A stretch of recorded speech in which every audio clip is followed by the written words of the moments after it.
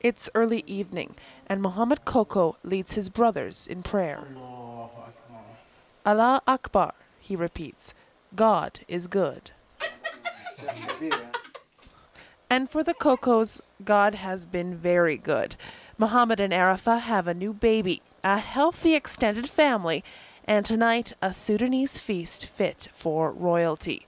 Fitting, since 4-year-old Aiden tells me she's a princess. This one is dry okra. In this cozy basement where the lamb is eaten off a rug, not a table, you get a sense we're in a different country, or at least one of Canada's big cities. But if this is Toronto, these guys are terribly lost. Almost like 6 years and a half since I came to Brooks here. Like hundreds of other immigrants, Muhammad came to Brooks to work for Lakeside Packers. All day, he slaughters cows.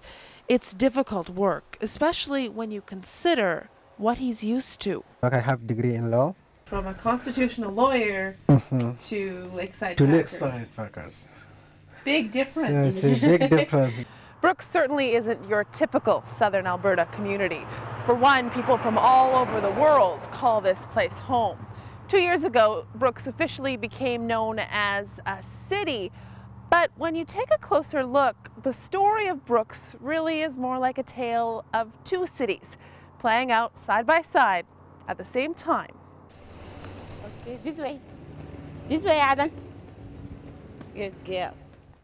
There's the city Arafah lives in. Sometimes, like when we go to for a market to buy something, it's hard to communicate with the people.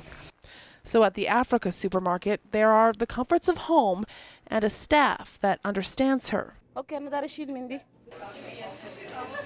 The Studio L beauty parlor may only be a few blocks away, but it's in a different world. Funny thing is, Arafah has a lot in common with the owner here. Over on the other street over there. Blonde hair, blue-eyed Lisa Derringer knows firsthand how hard being a newcomer can be. 20 years ago, she was an immigrant too, coming to Brooks from Denmark. So hard. You don't know how hard it is when you first come to a new country because you know nothing. You don't know the customs, you don't know the little slang words, you don't know when people are teasing you. Lisa says she believes everyone should be treated with respect. But Arafah and Lisa have never met. No, you know what? They very much tend to keep to themselves. And so, within a city so small, two worlds unfold. For now. See, in a few months, Ada will begin preschool in a class full of kids from every corner of the globe. That's when this princess will prove to have magic powers, able to turn this tale of two cities into a story of just one. Heather Yourex, Global News, Brooks.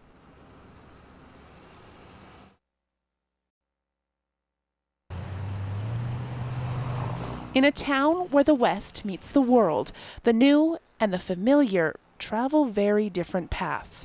Bridges in Brooks are few. Picture of your wife. I want to see that first. But a woman with a heart as big as her hair is working to change that. Our mom, we call her like immigrant's mom. Yeah. Everybody's call her like that. Yeah. So without her help, you can't do anything. In Brooks, Sarah Miachi is known as Mama Sarah. It's a title she's earned spending countless hours helping virtual strangers. In 1995, a recruitment campaign by Lakeside Packers began attracting a large number of immigrants to a town that was, at the time, predominantly white. From the beginning, Sarah has been an ambassador of goodwill, even when her city wasn't so welcoming. They didn't take it in their stride, I can't say that. Of course, there were some adjustments, there were changes that had to be made both in attitudes and in physical changes. But now the adjustments are evident all over town. We had like different Ethiopian type beers. Even the East End liquor store has changed to reflect the community's new diversity. Well, one guy, one time he came up with, I think he had a 6-pack of Heineken. And I showed him that we had the this Hakeem Stout stuff from Ethiopia, and he just immediately just left it and went in and got 12 of them, and they're pretty expensive beers and just paid 3 times more price. He was just so excited to see it. Sarah says getting to know her new neighbors has changed her life. I have brothers and sisters, and they're from all nationalities. I'm with ladies when they have their babies. I've gone to 6 birthings now. In fact, Sarah's good deeds are so large, they attracted an even larger visitor. NBA star Manute Bol from Sudan made a special trip to Brooks just to say thank you. I feel blessed that I've been given the opportunity to help people. But even with people like Sarah here, this city has a long road ahead. The tone in town may be friendly, but the communities remain separate. Sometimes when we have a party, we invite no people coming. Just Sarah is the one coming to attend. If there is, maybe sometimes Sarah can just get like 2 friends and they come. But our hearts open to everybody to come. In Brooks, Heather Yourex, Global News.